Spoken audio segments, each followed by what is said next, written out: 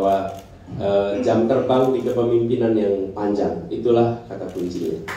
Jam terbang kepemimpinan. Karena ini soal kepemimpinan. Ini bukan sektor. Dan beliau membawa itu, dan semua yang di belakang sini adalah pemimpin-pemimpin di bidangnya masing-masing.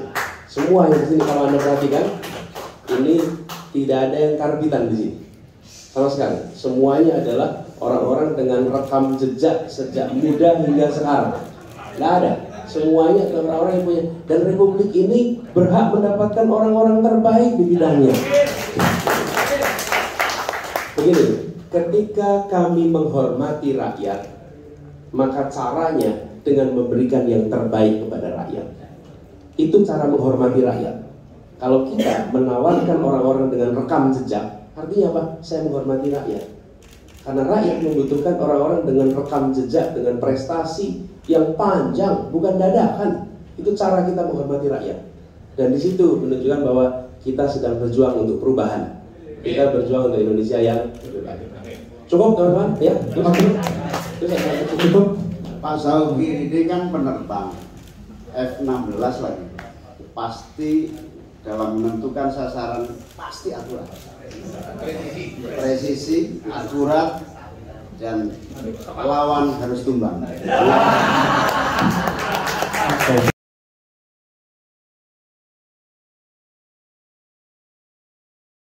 Kini saya mengajak untuk rekan-rekan media untuk bersiap karena kita akan membuka sesi tanya jawab dengan media. Mungkin untuk sesi tanya jawab akan kita batasi 2-3 pertanyaan saja dan harap untuk mengangkat tangan terlebih dahulu, kemudian menyebutkan media, nama dan juga pertanyaannya secara langsung. Mungkin bisa dipersilakan dulu Mbak ini. Selamat siang Pak Anies, Caimin, dan timnas. Saya tanya dari SCTV. Yang pertama, kenapa memilih Pak Saugi untuk menjadi ketua tim? Apakah memang dari timnas ini membutuhkan sosok militer untuk menjadi kapten timnas? Lalu yang kedua, nanti kan ada pengambilan nomor urut. Nah, nanti apakah ada rangkaian acara seperti arak-arakan dan harapannya mendapatkan nomor urut berapa? Dan yang ketiga, ini kan sedang ramai isu soal kecurangan pemilu. Dari timnas nasional sendiri menanggapinya seperti apa? Apakah sudah ada antisipasi terkait dengan hal ini? Terima kasih.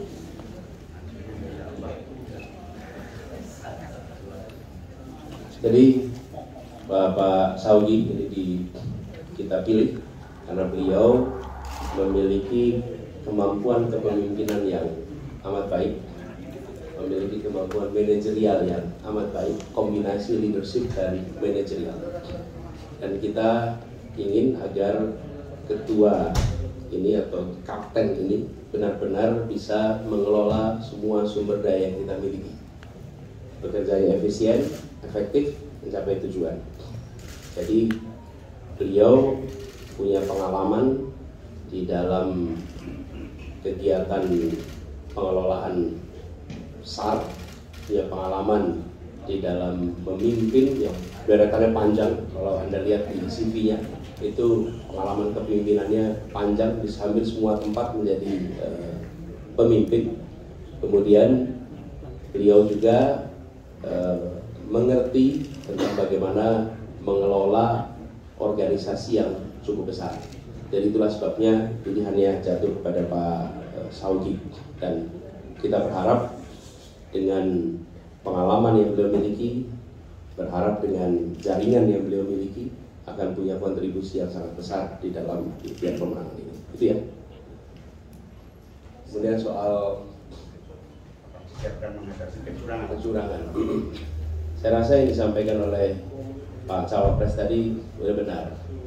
Yuk kita lakukan pengawasan partisipatif semesta. Seluruh rakyat ikut mengawasi, ikut memonitor. Setiap HP adalah pengawas kampanye. Setiap HP adalah pengawas pemilu. Dan setiap HP itu adalah keterlibatan kita, tanggung jawab kita. Jadi saya mengajak kepada semua untuk ikut mengawasi supaya pertandingan ini berjalan dengan fair.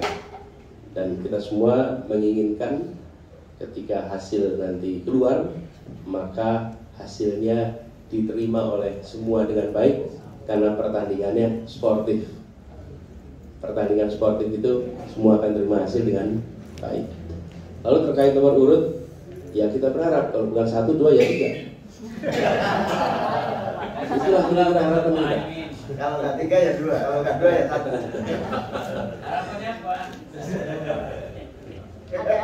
Yang buat kita paling penting itu bukan nomornya, insya Allah urutannya menang. Itu kita pengen urutannya nanti. Ada rangkaian acara? Oh, rangkaian tidak, kami sederhana saja. Kita tidak ada rangkaian khusus. Dan ini bukan bagian dari aktivitas kampanye juga, jadi kita sederhana saja yang datang. Hanya jajaran tim kita aja dengan seluruh pimpinan-pimpinan partai dan tim pemenangan. Oke, cukup ya? Satu lagi mungkin, silakan. Selamat pagi Mas Anies Caimin dan timnas pemenangan Amin. Saya Santi Dewi dari Daily Times. Saya punya 2 pertanyaan Mas Anies. Yang pertama, selain dugaan praktek kecurangan yang juga saat ini gencar disuarakan dari lembaga survei itu adalah pemilu 1 putaran gitu. Jadi padahal kan ada 3 pasangan seharusnya bisa terbuka 2 putaran gitu. Dari Mas Anies, apakah ini termasuk penggiringan opini agar hanya terjadi 1 putaran gitu? Kemudian yang kedua, ini kan ada 12 co-captain ya Mas Anies. Pembagian tugas itu seperti apa? Apakah menangani masing-masing bidang khusus atau seperti apa? Terima kasih. Ya, ada bidangnya masing-masing.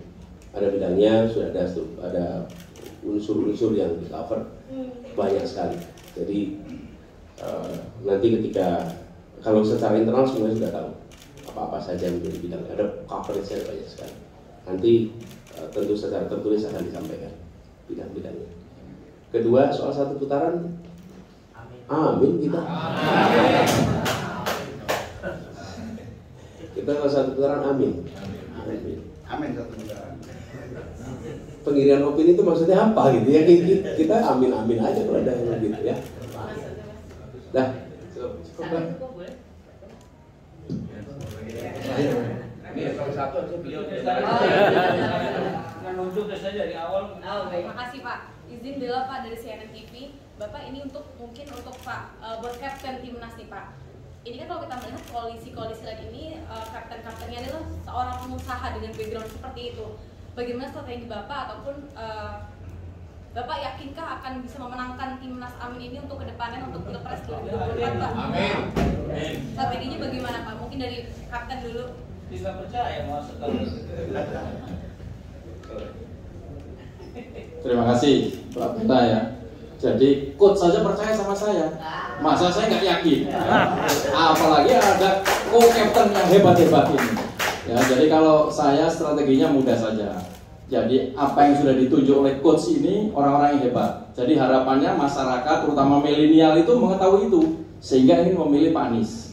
Yang kedua, kita mengkoordinir semua relawan, ya, semua relawan untuk menjadi saksi. Supaya tadi yang disampaikan cawapres itu bahwa pemilu ini supaya jujur dan adil, diawasi.